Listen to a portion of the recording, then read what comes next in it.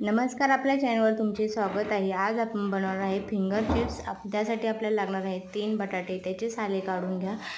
ते साले काढल्यानंतर आपण पातेल्यात मीठ टाकून उकळायला ठेवूया।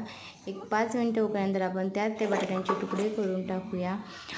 तुकडे झाले की ते पाण्यात उकळायला टाका। एक 5 मिनिटं ठेवा त्याला, जास्त शिजून देऊ नका।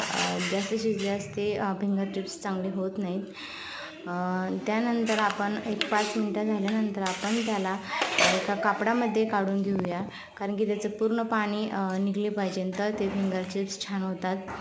आणि कापडाने त्याला स्वच्छ कोरडे करून घ्या।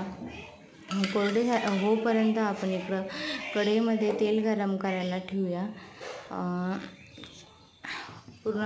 कढईमध्ये तेल गरम करून ठेवल्यास तोपर्यंत आपण कढईतलं तेल गरम होईपर्यंत आपण इकडं बटाट्याला हे कॉर्नफ्लॉवर लावून घेऊया।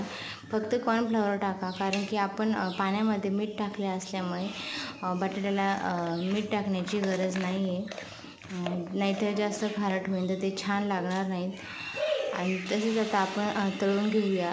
छान असे गोल्डन कलरचे होईपर्यंत त्याला तळून घ्या। खूप कुरकुरीत आणि कडक असे होतात। हे पहा, आपण आता असे थोडेसे बारीक आचेवर तळवा। आणि हे आपले झालेले आहेत फिंगर चिप्स। त्यात थोडीशी मिरची आणि चाट मसाला टाका। खाण्यासाठी तयार झाले। आपल्या चॅनलला सबस्क्राईब करा, लाईक करा, शेअर करा, कमेंट करा। थँक्यू।